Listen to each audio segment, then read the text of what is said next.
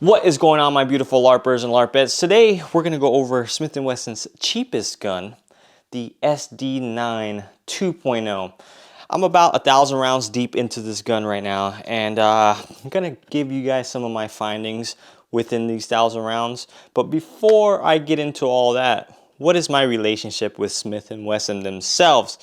They have sent me out firearms in the past for review. This one they did send out to me.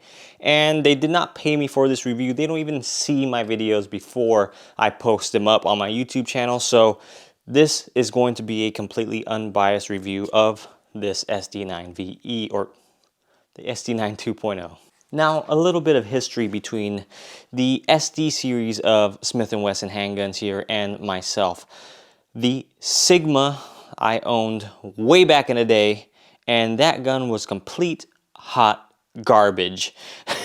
That gun I just did not like whatsoever. The grip, the ergonomics were just not there. The grip was super slippery. The trigger was the worst trigger that I've probably ever felt before. I sold that gun, and then the SD9 VE came out, and I was like, let me see if I can give this another try. I never bought one. I believe it was a buddy of mine that let me check his out at one of the range days that I went to. And that gun still, I believe it still has the same frame as this one here, but the trigger still was not there. They still have that hinged curved trigger, and it still felt heavy, and it just wasn't my cup of tea. They were basically, on the ergonomics point, getting better. And the slide was a lot better than the old one because it did have serrations now on the front of it and a little bit deeper on the back. But it just wasn't for me still. Now this one came out, and this one is surprisingly, to me, a lot better than the other two. Now let's go over some technical specs before I get into my actual review portion of this gun. So you have a stainless steel 4-inch barrel. This gun is chambered in 9mm, if I didn't already mention that. Then you got this nice stainless steel slide here, and that slide I think looks a hell of a lot better than the original Sigma that I have, and I still think this looks better than the SD9 VE, the predecessor to this one here. Now, if you look at the SD9 VE and the slide on this one, they do kind of look similar, but these slide serrations are different. These ones are deeper than the SD9 VE, and they don't go all the way down to the bottom of that slide. But I do like how much deeper these are, so that way they don't slip and slide on you if you got sweaty hands or it's raining out. And you do also get some serrations cut on this top slide here. Now, also a loaded chamber indicator. So if this is your first handgun, I'm assuming this would probably be a lot of your first handguns.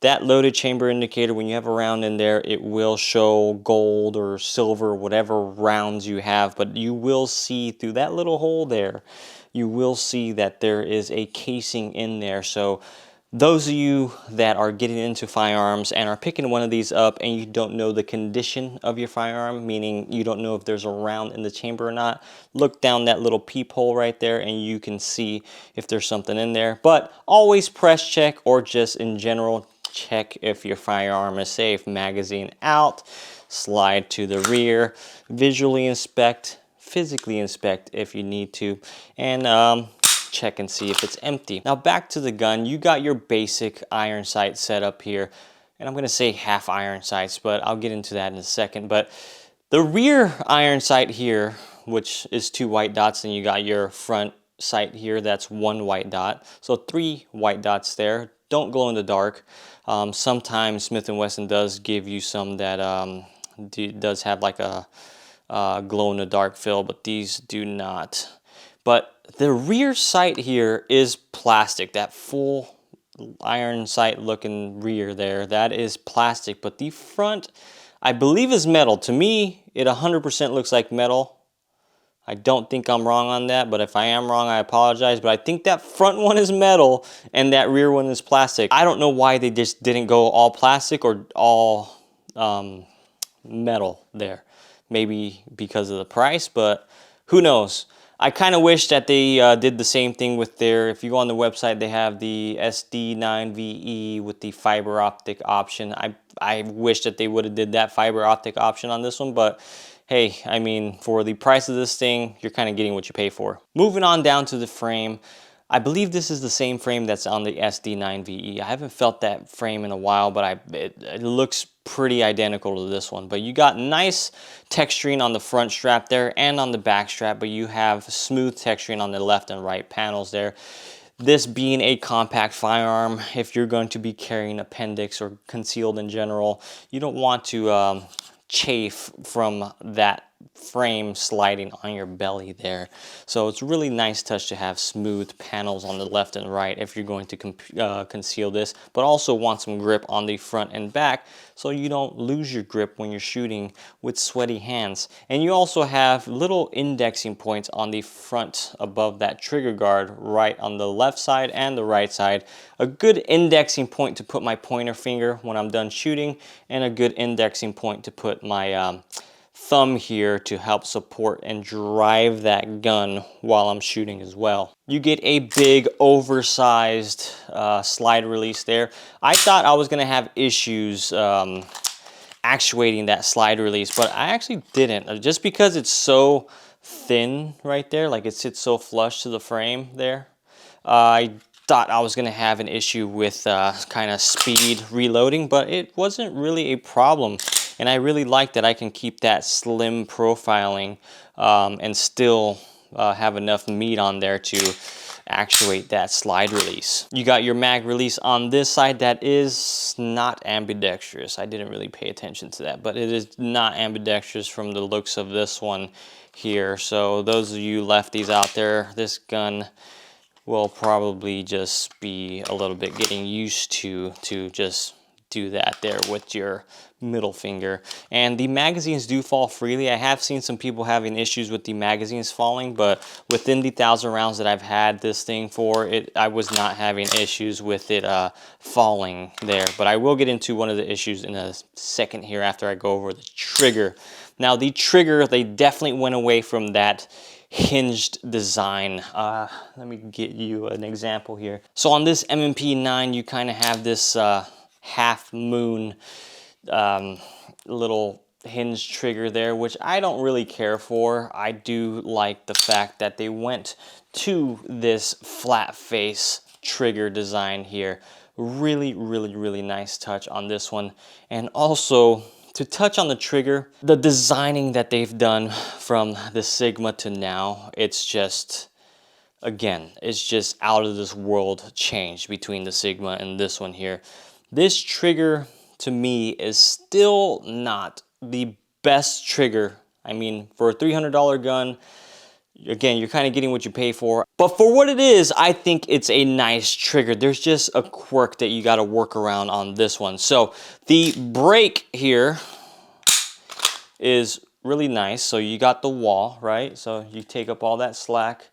You got the wall. Really, really nice brake in my eyes.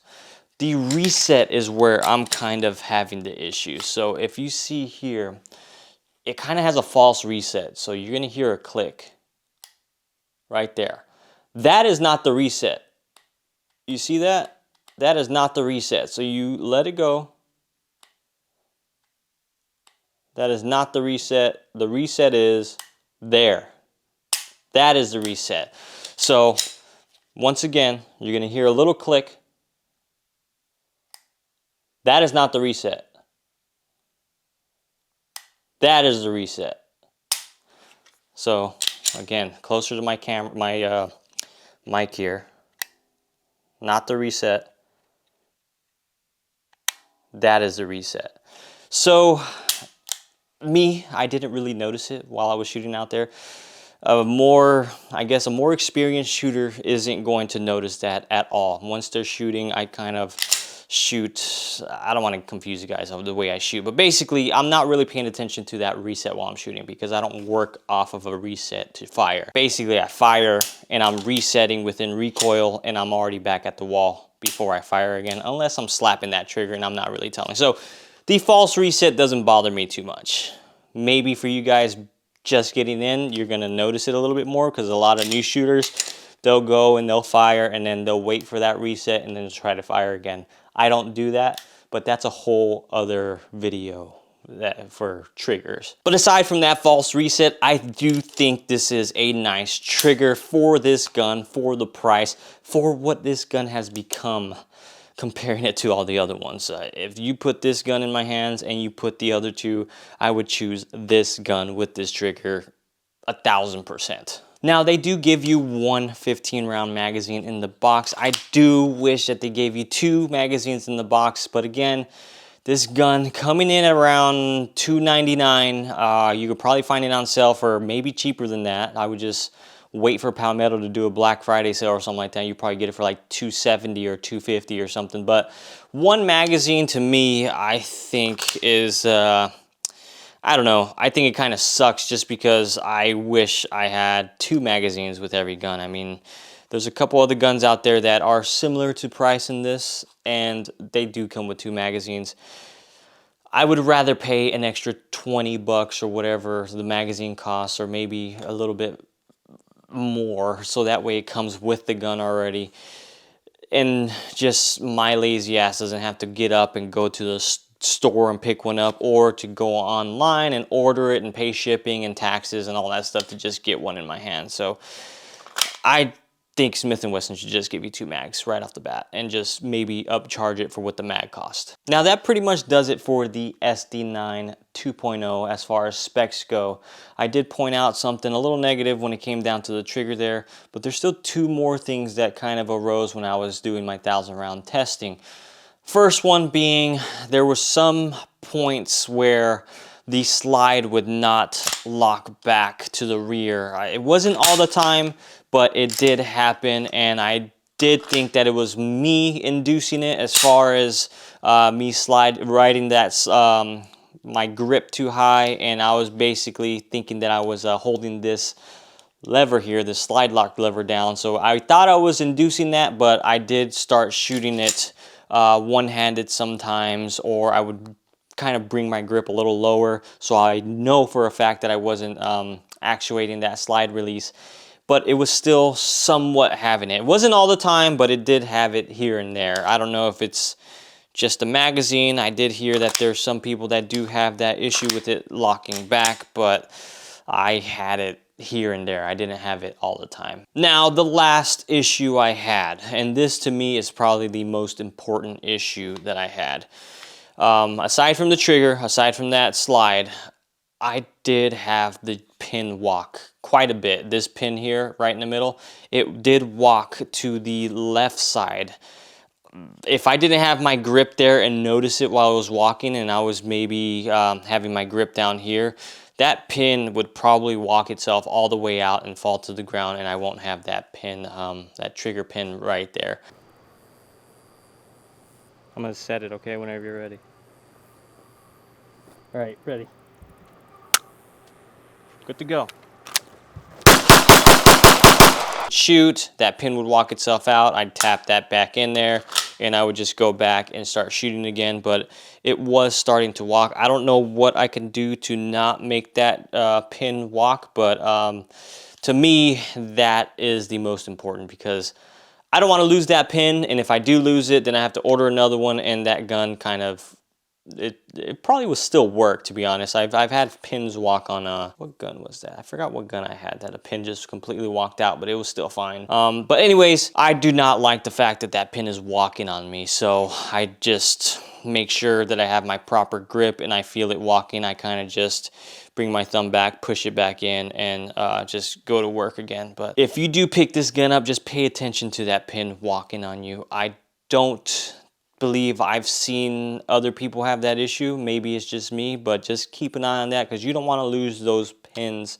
And if you do have that issue, just contact Smith & Wesson. They have great customer service, really great people at Smith & Wesson, and they'll probably get it squared away from you, or just go ahead and order another pin just in case, you know. But aside from that, guys, the SD9 2.0, I think it is a giant step in the right direction, comparing it to the old Sigma. That, again, that gun If somebody ever says Sigma, I kind of cringe because of how bad that gun was. This gun here is a hell of a lot better than the Sigma. I really haven't tested the SD9 VE, but I do like the trigger a lot more. I do like the slide a lot more. This gun handles great as far as the shooting goes. I was able to do pretty much anything I needed to do out there on the range. I mean, it's a $300 gun, guys. It does perform great for what it is. I believe this is a great budget option for those of you out there that are getting into your first gun, or just want a gun to beat the crap out of. I just like guns sometimes where I can just toss around and not care about it because I didn't pay 1,500 bucks for it. I mean, 300 bucks, even on a sale, you can probably find it cheaper than that. You can't beat that, guys. Even for the little quirks that it has there. I'm not, if it was me, if Smith & Wesson didn't send me this, I would just buy it, even if I knew it had those issues. To me, those are really not that important to me to say like, ah, yeah, that $299 gun, just because it has a false reset, slide doesn't lock back all the time, and that trigger pin is kind of walking. Maybe it's just mine. I can deal with that. I've dealt with a lot worse. I've paid more for other guns that just don't work at all. Oh, and also, I forgot to mention the most important thing. 1,000 rounds, 0 malfunctions, guys. That didn't malfunction when that pin was walking out. I was literally halfway out, and it still did not malfunction. The slide not locking back was only on an empty magazine, so it shot all the rounds. 0 malfunctions within those 1,000 rounds. And I was shooting some dirty ammo, and I was shooting some factory 115, factory 124s, and I believe I brought out some 147s as well. As far as that goes, it shot perfectly fine, guys. Didn't have any issues. So what do you guys think about the Smith & Wesson SD9 2.0?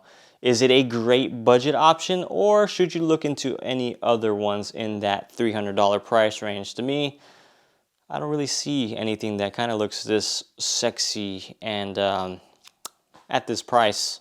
So let me know in the comments down below. Thank you guys so much. I appreciate you all. Love you all. Catch you in the next one.